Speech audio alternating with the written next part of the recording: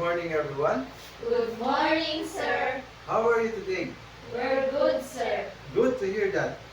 Before we start our topic, kindly stand up and let's pray. O Lord God, pinupuri kita sa salamatan kita, O Panginoon Lord. Pagkukulitan niliwatan mo, O Panginoon Lord. I-guide mo katagitatin natin kami. Damos sikan ng nono, sikan ng bagi. Yun ang pong aming samot dalangin sa pangalan ng Jesus. Amen. Before you sit, kindly pick up the papers and fix up your chairs. Is anyone absent? None, sir. Is anyone absent? Yes, sir. Since kukunti tayo,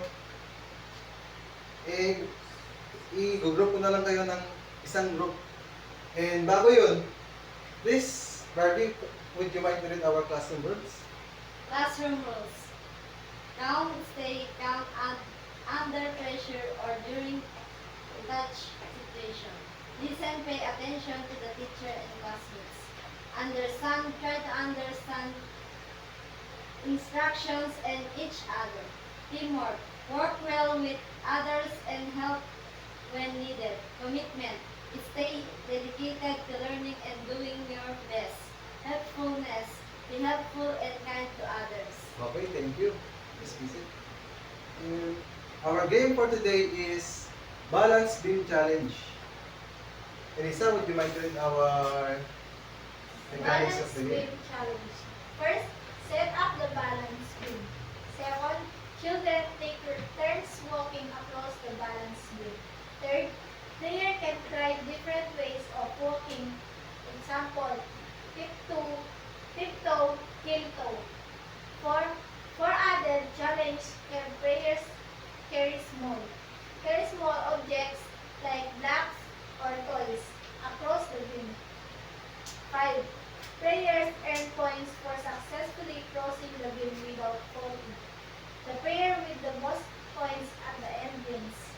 Okay, thank you. Since kukunti tayo, sabi ko nga kanina, yung points na makukuha natin sa laro natin, isasali ko na lang sa quiz natin.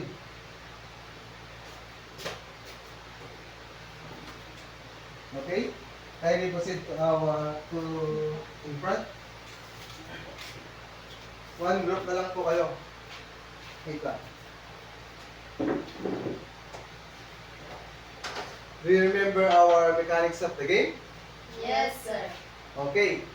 Angel, ikaw na mauna.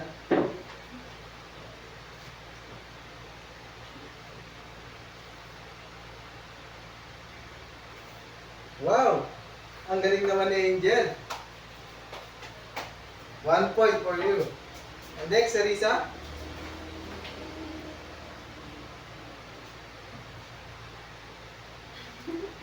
Okay.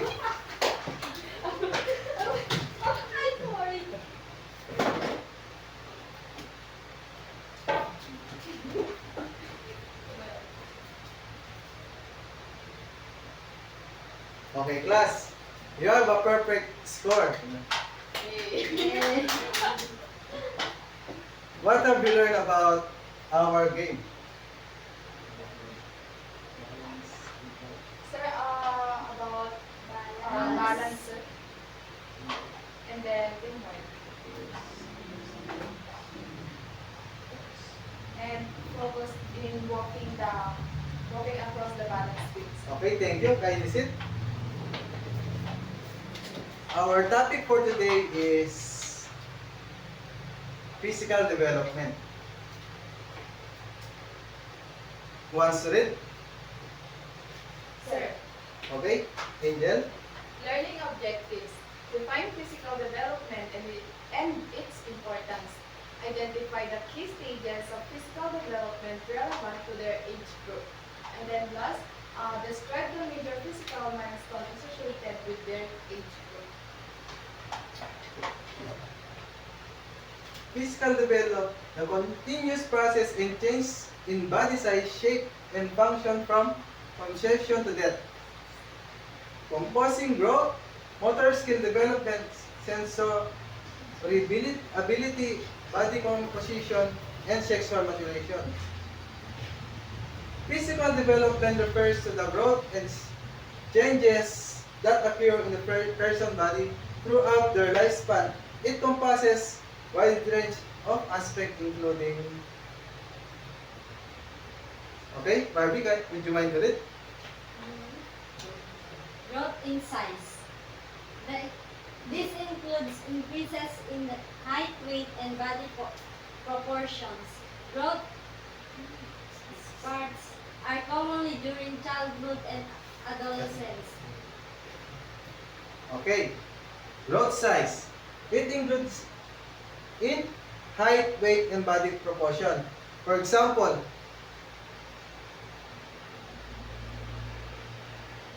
habang lumalaki tayo, nag-i-increase yung body weight, height, and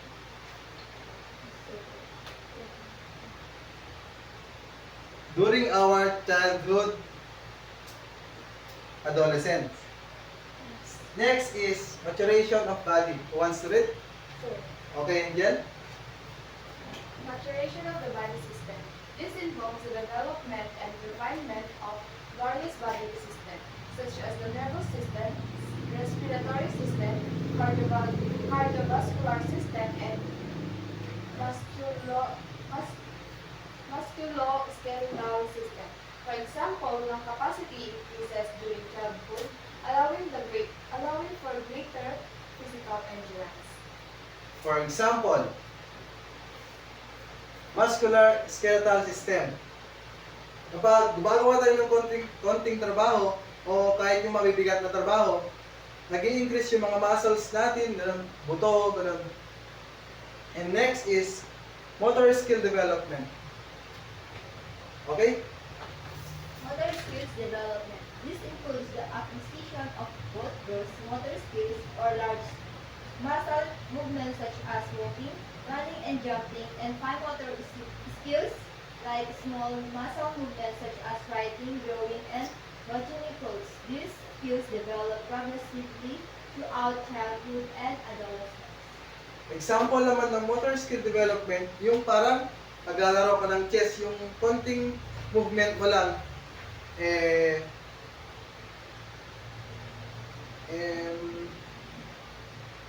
motor skill development includes acquisition of both gross motor skill, large muscle movement such as walking, running, jumping, and fine motor skills such as small muscle movement like playing chess, like that, writing, drawing, and buttoning clothes. Next is physical capabilities. Okay, Sister Lisa? Physical capabilities. This refers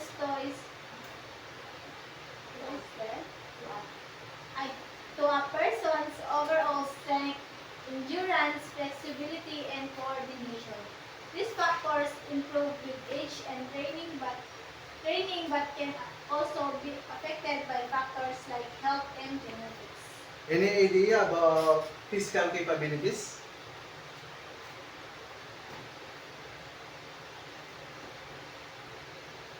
Anyone? Okay, Angel? So yung physical capabilities is, these are yung strength ng, overall strength ng tao, yung mga endurance sila, and also the flexibility and the coordination. Okay, that's correct. Next is changes in body composition. Who wants to read? Okay. This refers to the changes in the proportions of fat, muscles, and bones in the body. Body composition changes significantly during puberty and throughout adulthood. Okay. This refers to the changes of muscle and bone in the body. Next is sexual maturation. Okay, Barbie? Sexual maturation. This is a crucial aspect of physical development that involves the development of secondary sexual characteristics and the ability to reproduce. It's marked by puberty and hormonal changes. Any idea about sexual maturation?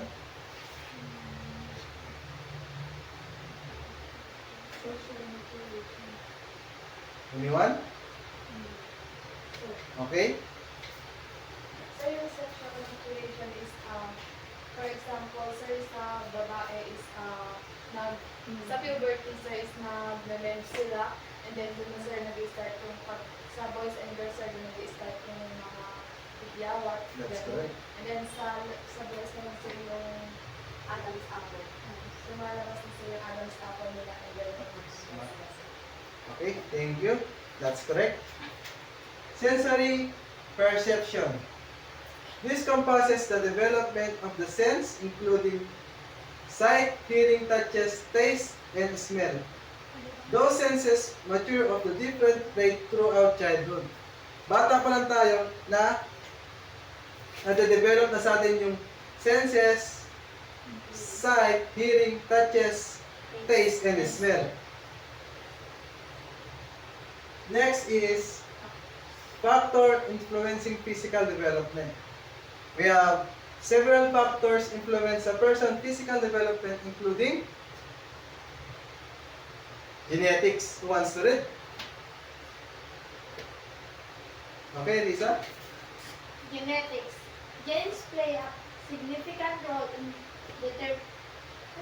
determining height, weight, body composition, and susceptibility to certain health conditions.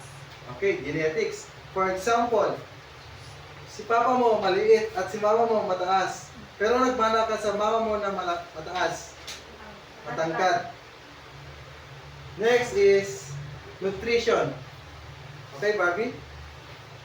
Nutrition. A balanced diet provides the essential nutrients needed for growth and development. Malnutrition can severely impair physical development. Okay, any ideas about nutrition?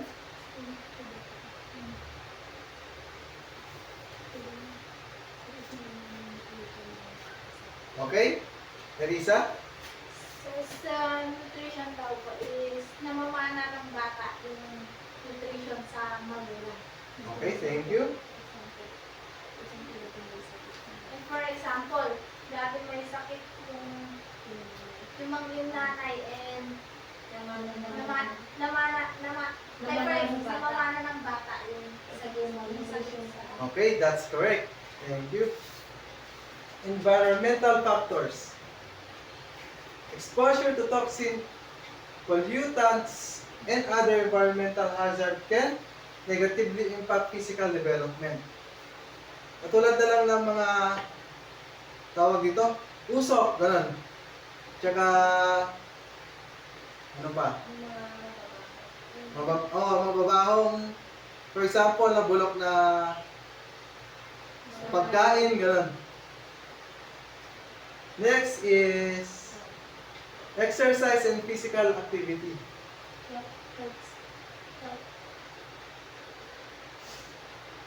Who wants to read? Okay, Angel? health. Chronic illness and diseases can affect growth and development. Okay. Any idea?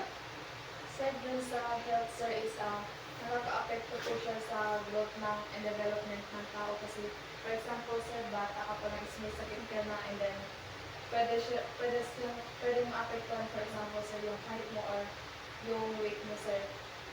Okay. Tama. Exercise and physical activity. Who wants to read? Okay, Barbie. Grace? Regular exercise promotes healthy growth, strengthens muscles and bones, and improves overall physical fitness. Okay. Regular exercise, hindi lang niya pinapalakas ang ating katawan, kundi kinokondisyon niya rin yung ating katawan para malabanan yung mga sakit. Next, sleep. Okay, Lisa? sleep. Adequate sleep is crucial for growth, hormone release, and overall physical well-being. Okay. Ang pagtulog ay importante sa ating katawan. Release overall physical well-being. Next is components of physical development. Okay, Indian, would you mind ulit? Components of physical development. Growth. This refers to the increasing size and physical dimensions of the body, including height, weight, and head circumference. It's a quantitative measure of physical development. Sa growth is meron tayong motor development. This encompasses the acquisition and refinement of movement skills. It's typically divided into two. Yung gross motor skill, which is the involving large muscle groups such as walking, running, jumping, throwing, and climbing. Yung fine motor skills naman is involving small muscle groups such as grasping, writing, drawing, and botany. Sensory development. This concerns the development and functioning of five senses, yung sight, hearing, touch, taste, and smell. It's crucial for interacting with the environment and mood. Okay, thank you. Growth. Physical dimension of the body including weight, height, and head circumstances. Overall, bata pa lang tayo na napapractice na yung ating katawan pa we have growth, including weight and height, increasing weight and height, motor development. This encompasses the acquisition and refinement of movement. Next is gross motor skill, involving large muscle movement and such as walking, running, jumping, and throwing or climbing. And next is fine motor skill. Fine motor skill involve small movement like writing, drawing, and etc. Sensory development. This concerns the development such as function of five senses, which is sight, hearing, touch, taste, and smell. Next is body composition. What's it? Okay, Elisa? Body composition. This refers to the proportions of fat, muscle, bone, and other tissues in the body. Healthy body composition is vital for overall physical well-being and function. Okay, thank you. Body refers proportion of fat, muscle, bone, and other tissues on our body. Next is sexual maturation. Barbie? Sexual maturation. This involves the development of reproductive organs and secondary sexual characteristics, like breast development, facial hair, and changes in body shape. This is a significant aspect of physical development during adolescence. Okay, thank you. Sexual maturation. This involves kapag naabutan natin yung tawag dito, yung puberty, maraming nagbabago sa atin. For example, sa babae, breast, pores, and menstruation. Sa boys naman is Adam's apple, changes of voice, and height.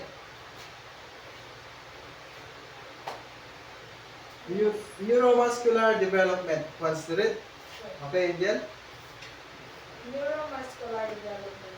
This refers to the coordination between the nervous system and muscles, enabling controlled movements and motor skills. It is fundamentally important for all aspects of motor development. Any idea about neuromuscular development? Miss Angel? So yung sir, sa neuromuscular development is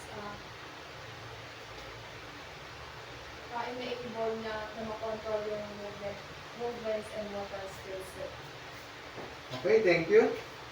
Skeletal development. This involves growth and development of bone, impacting posture, texture, and movement. Next, we move to the stages in physical development. Okay, Indian, would you mind to read? Infants, stages of physical development, infancy, 0 to 12 months. Milestones include head control, rolling over, sitting, crawling, pulling to stand, crossing, and walking. Cruising and walking. Fine motor skills develop from grasping reflexes to reaching, grasping objects, and eventually using pincer grabs, thumb, and forefinger. Okay, for example, 0 to 12 years old include head control, rolling, sitting, crawling, and putting to stand. Second, toddler, 1 to 3 years old wants to read. Okay, Barbie? Toddlerhood, 1 to 3 years old. Children find walking skills, run, jump, climb stairs, and begin to develop more complex motor skill like jigging a ball or throwing. Fine motor skill progress to stacking blocks, scribbling, and turning pages. Okay, at this age, natututunan ng mga bata na mas lalong na nagiging hyper sila kasi marunong na sila tumakbo, tumalon, umakyat, and etc. Next is preschool, 3 to 5 years old. Okay? Preschool 3 to 5 years old.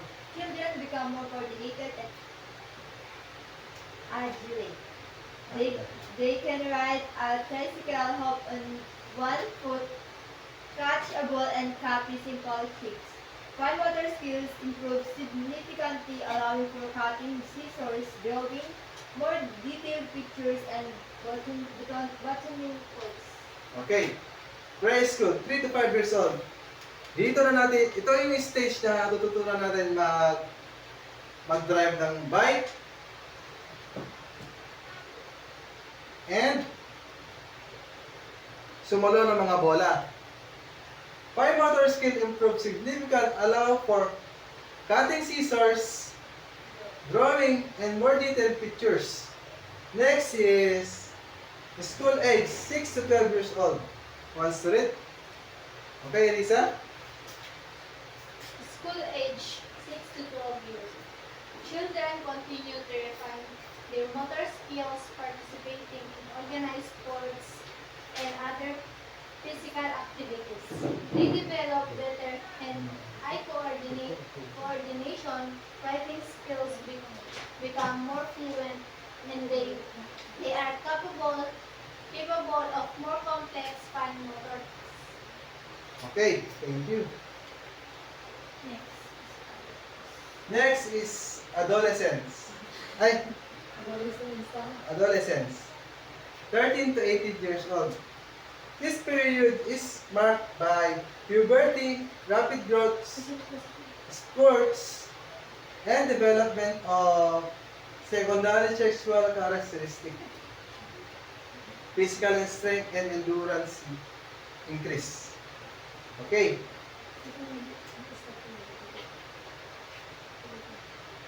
So, this is the last stage in physical development. Any question or any clarification? None, sir. Okay. If none, I prepared 3 questions for you to answer. First, how might differences in rate of physical development affects child self-esteem to confidence? Okay, Angel? Sir, a child who grows slower or faster than other might feel different. Sir, for example, yung child is shorter sir, or pandat sila or weaker, they might feel shy or left out. But if they grew they grow earlier, sir, mas magiging confident sila and proud. So, how child sees themselves can change depending, sir, sa kung paano sila lumaki and then compare sa iba, sir. Okay, that's correct. Second question. Can physical activity shape and way brain develops? Why or why not? Okay? Grace? Yes, sir. Physical activity can help the brain grow better. And so when children move, play, or exercise, their brain gets more oxygen and makes better connection. So this can help them learn faster, focus more, and even feel happier. Okay, thank you. That's correct. Question number 3. If two children are the same age but have very different physical abilities, should be excited to perform the same task? Sir. Okay? Not Barbie? always, sir. Because even they are the same age, their bodies may not be ready for the same things.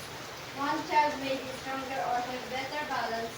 It's better to give tasks that match what each child can do, so no one feels frustrated or left out. Okay, thank you. That's correct. And lastly, we move to our activity. For your activity, I will group you into 2 groups and you will act the stages of physical development. This will be the group 1 and this will be the group 2. The group 1 will do is first to third stages of physical development, and the group 2 is at the fourth and fifth stages of physical development. Okay, let's assume that's done.